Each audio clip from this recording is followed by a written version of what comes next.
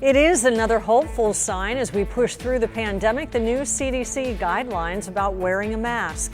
Plus, while the COVID vaccine is the strongest tool for ending the pandemic, people with compromised immune systems may need extra protection, the experimental therapy that may help. And there's an effort to get the city of San Diego to buy SDG&E's infrastructure and take over as the area's utility provider.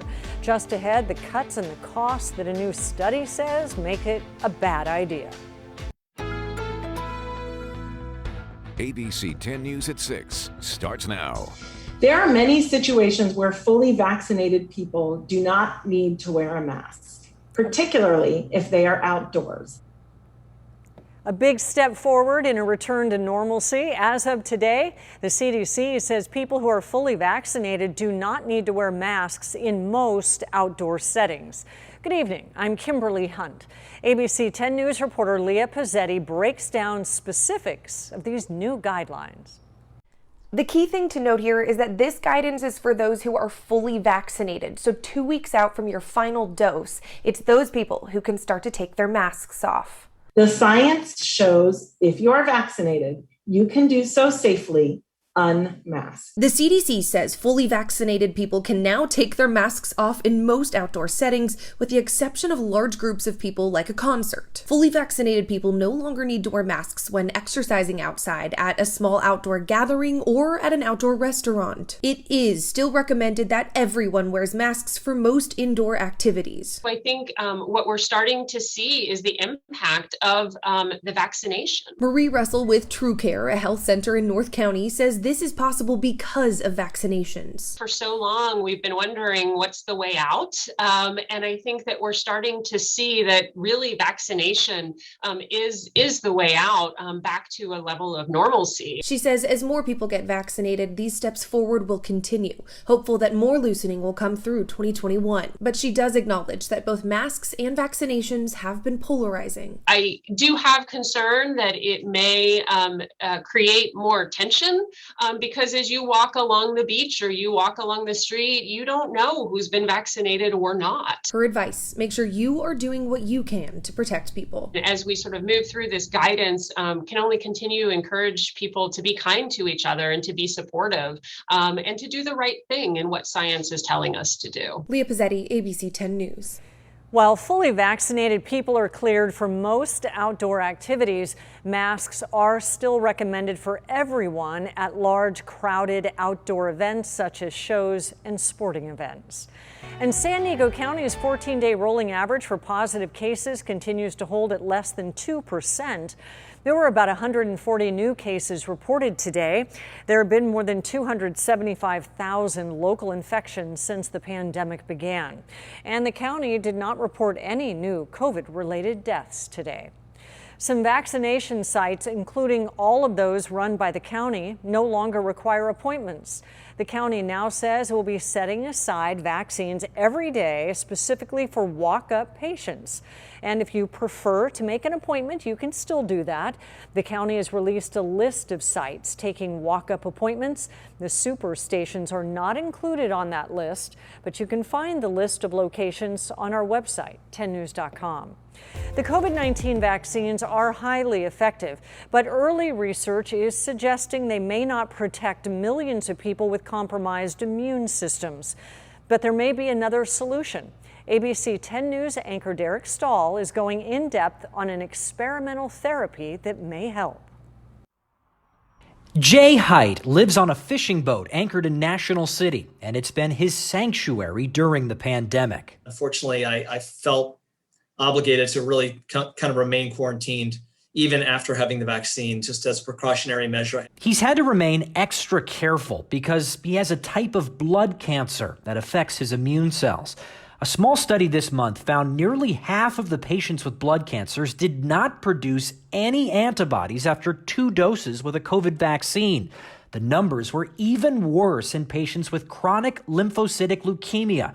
That's the kind of cancer Height has. I'll admit, I was so looking forward to the vaccine, and I, quite honestly, was so disappointed. Early research suggests organ transplant recipients also have a weak response to the vaccines, along with people who take certain drugs for inflammatory bowel disease, rheumatoid arthritis, and other cancers. There are some treatments used in cancer that specifically target white blood cell cancers. Dr. Thomas Buchholz of Scripps MD Anderson Cancer Center says those drugs knock out a type of white blood cell called B cells, which are the cells responsible for making antibodies. And not surprisingly, they can have an adverse effect on the functioning of the normal white blood cells, and therefore you're not able to generate that immunity. But scientists are testing a possible solution, injecting people with pre-made antibodies.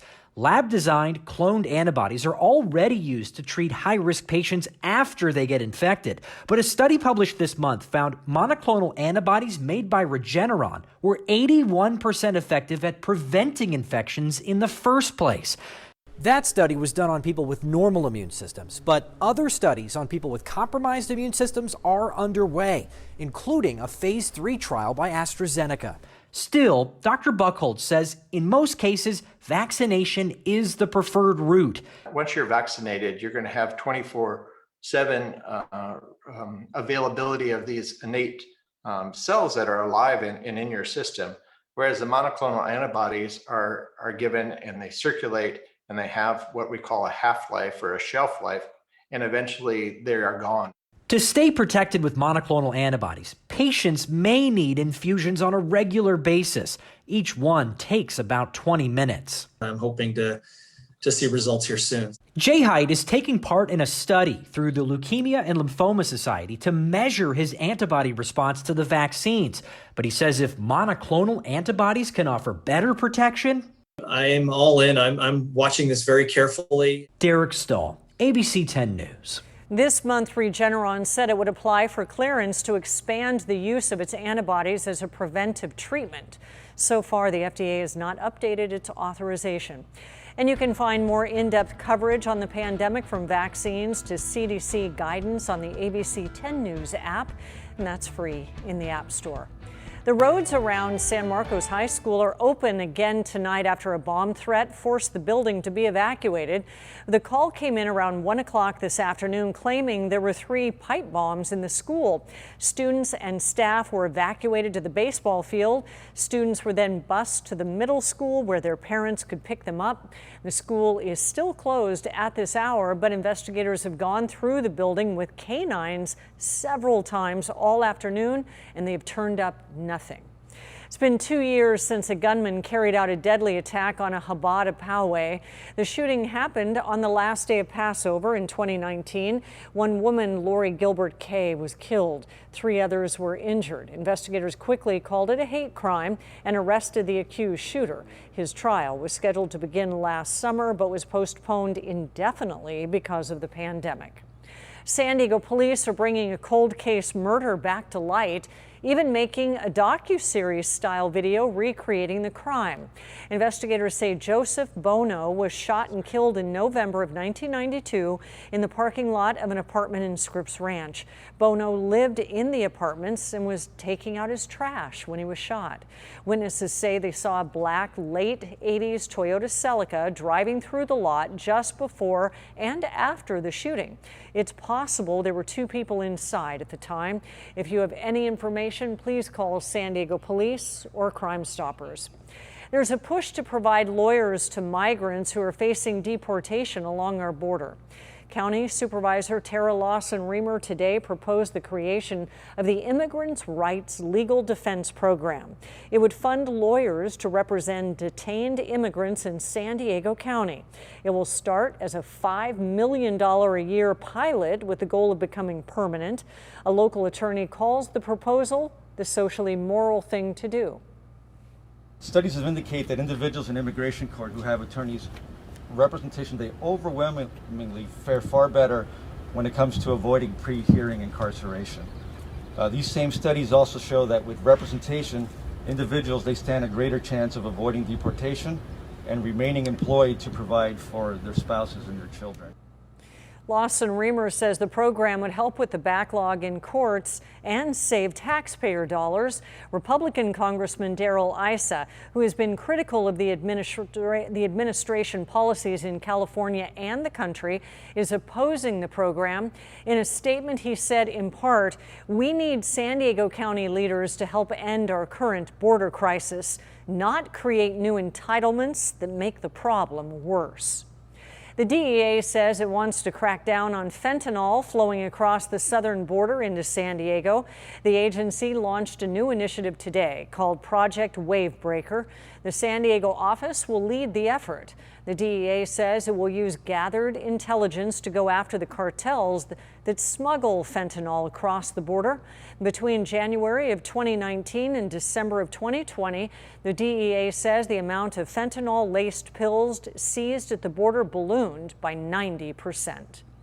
No one was hurt after an unmanned helicopter crashed into the side of San Diego-based naval ship.